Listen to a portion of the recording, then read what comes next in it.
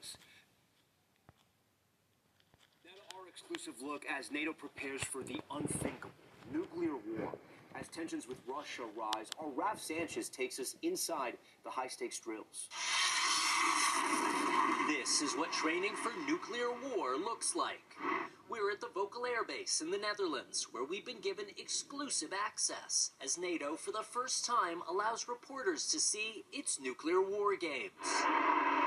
These European fighter jets are simulating carrying out a nuclear strike using American bombs. NATO is a nuclear alliance. Colonel David Bunch is the head of NATO's nuclear operations. We're ultimately preparing for what would be the worst day. The decision to use a U.S. nuclear weapon always lies with the president. But in an extreme scenario like all-out war with Russia, the president could allow American nuclear weapons to be loaded onto an allied aircraft like this. Dutch F-35s taking part in the exercise. What message do you want Russia and other adversaries to take from this exercise? That we're ready. That we're ready every day to defend every inch of this territory. NATO says the annual exercise is meant to deter all enemies and is not aimed at Russia. But the Kremlin calling it a provocation. President Vladimir Putin responding this week, overseeing nuclear drills of his own. Under Dutch military rules, this pilot can only be identified as Lieutenant Colonel B. But should the worst day come, it would be his squadron called on to drop the bombs. Does it weigh heavily on you? Yes, it does, obviously, yeah. This is the highest form of violence we could use to be able to deter our adversaries. And the last remaining nuclear arms agreement between the U.S. and Russia expires early next year. If it isn't renewed, there'll be no limit on the number of nuclear weapons both sides can deploy. Tom? All right, Raf, we thank you. When we come back in 60 seconds, the chilling dash cam video. Yeah, Shalom. First and foremost, I want to give all praises, honors, and glories to Yahweh Ba'Hashem, and Yahweh Shai Ba'Hashem Rakakwadash, and don't watch the apostles and others a great millstone, and salutations to the hopeful elect. This is your brother, I'm Noah Allah from GMS Chicago, and this is going to be a lesson on about what you just saw right here on the news, right? Basically, it's an exclusive look at NATO's nuclear war games, and you can see that, you know, these nations are preparing for a nuclear war, all right? And, the NATO is about to go to war with Russia, right? Because now, you have tensions between the U.S. and Russia, tensions between NATO and Russia as well, right? And, they're, and what you just heard right there again, that basically that a deal, all right, will end to where, I'm gonna just play it back, but these nations can now, have as much. Let me just play it. Our adversaries. And the last remaining nuclear arms agreement between the U.S. and Russia expires early next year. If it isn't renewed, there'll be no limit on the number of nuclear weapons both sides can deploy. Tom? Yeah, you heard them, all right? Well, what the man just said,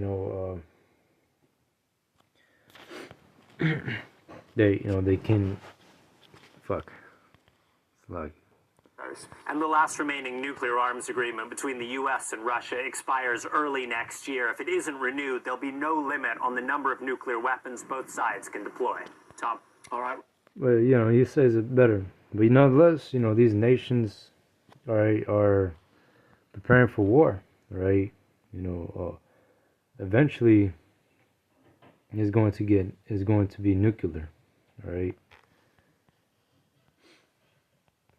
Eventually it's going to get nuclear. But before that happens, all right, the prophecy of Revelations 13 and 16 has to come to pass first. All right, now you see these nations are gearing up for war, all right, because shit's about to go down.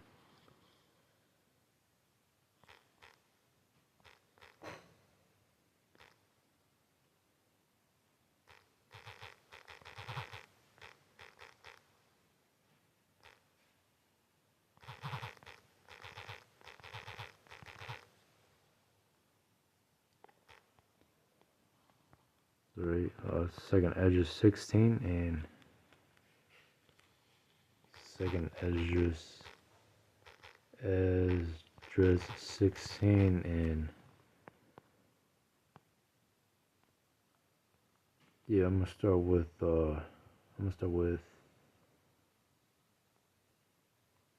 there's so much. Let's get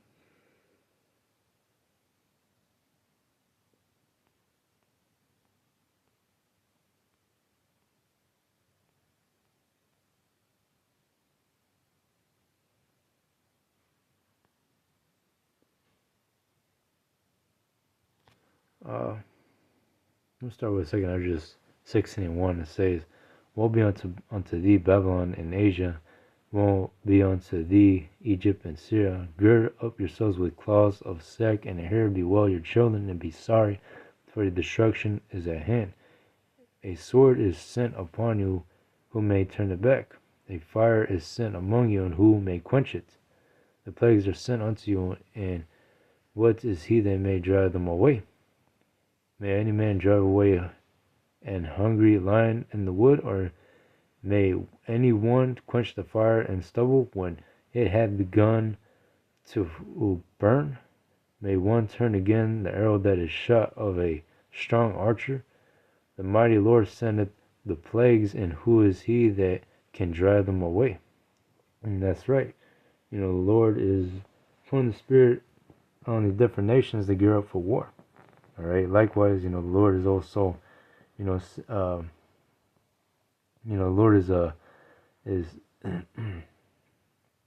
is kindling a fire. All right. You see, the world is in division and shit. All right, especially here in America. All right, and the Lord is sending the sword, all right, upon these people. All right, the Lord is sending forth out, mass judgment upon these people. All right.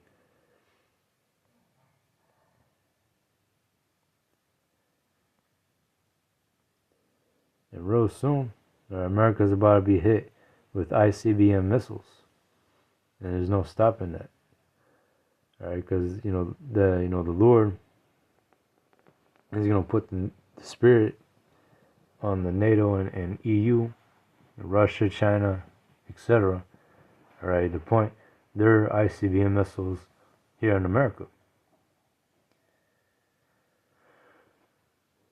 Says, he shall cast lightnings, and who shall not fear? He shall thunder, and who shall not be afraid? The Lord shall threaten, and who shall not be utterly beaten to powder at his presence? And the earth quaketh, and the foundations thereof, the sea ariseth up with waves from the deep, and the waves of it are troubled, and the fishes thereof also before the Lord, and before the glory of his power. For strong is his right hand that burneth the bow, his arrows that he shooteth are sharp, and shall not miss, for when they begin to be shot into the ends of the world. All right, and this is talking about the thermonuclear missiles. All right, the ICBM missiles that will soon be shot, here in America and over there in Israel too. All right, and there's no stopping it, right? Because it tells you that his arrows that he shooteth are sharp and shall not miss. All right, an arrow is going to miss, but a thermonuclear missile is not. ICBM missile is not going to miss. All right. It says when they begin to be shot into the ends of the world, and what is the main weapon that can do that? A intercontinental ballistic missile. Right. Verse 14. Behold, the plagues are sent, and shall not return again until they come upon the earth. For the fire is kindled, and shall not be put out, to consume the foundation of the earth. Like as an arrow which is shot of a mighty archer returneth not backward, even so the plagues that shall be sent upon the earth shall not return again. It says, woe is me, who will deliver me in those days. And when judgment is sent forth out, all right, it's not going to be quenched. All right, when them ICBM missiles be shot over here in America, all right, they're not going to miss. All right, they're not going to return. They're not going to turn backwards. All right.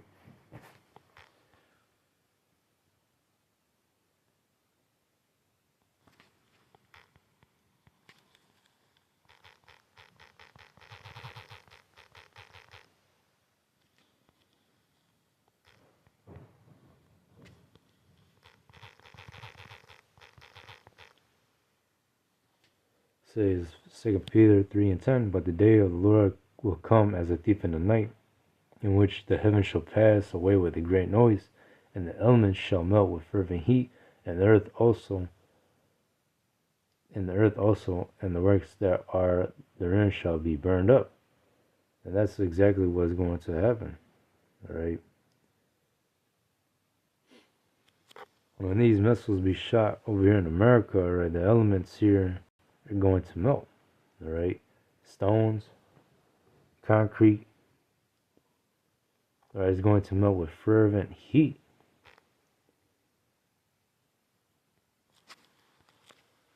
And the only weapon that is capable of doing that is a nuclear weapon, right, an ICBM. Say, seeing then that all these things shall be dissolved, what manner of persons ought ye to be in all holy conversations and godliness. So knowing these things, you know, what manner of person are you ought to be. All right, you're going to repent, turn from your wicked ways, or you can keep doing you. Verse 12, looking for and hastening unto the coming of the day of Yahweh Bashem, Yahushai, wherein the heavens being on fire shall be dissolved, and the elements shall melt with fervent heat. Nevertheless, we, according to his promise, look for a new heavens and a new earth wherein dwelleth righteousness. And you know, you can't have your cares upon this world, because at the end of the day, all right, through the scriptures, you understand that, you know, this kingdom is temporary. You know, Esau's wicked kingdom is temporary, and all the shit here is about to be dissolved. All right, America's about to be destroyed. You can't build on here. Right. So we will be hopeful that we're looking for a new heavens and a new earth wherein dwelleth righteousness. Right, because we have no continuing city here, but we seek a kingdom to come.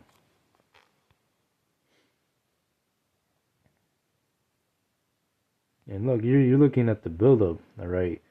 You're looking at the buildup to that nuclear war, all right. The end of America. These nations are gearing up for war. They're having, you know, they're owning more nuclear weapons and shit. Right, and you know, tensions are rising between these countries and shit. Right, you're seeing this all over the news, and that's all. You know, that's all being spoken in the scriptures. That's prophecy that is being fulfilled. All right, showing you that, you know, the day of the Lord is almost here. All right, and it's not so bright either. All right.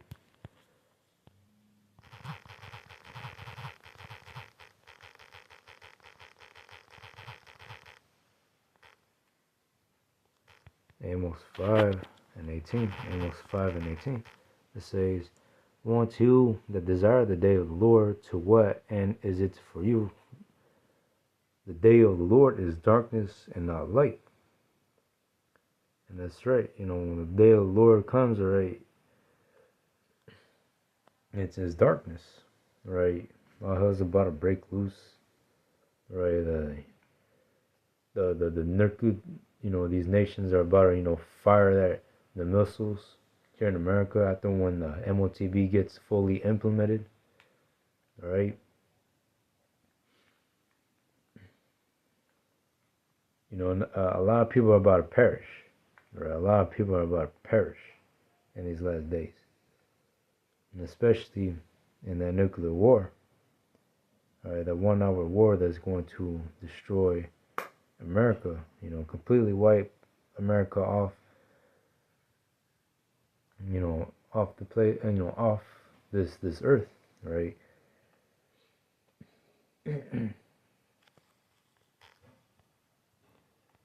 But anyways, that was just it to that lesson. Alright. Hope it was edifying, and shalom.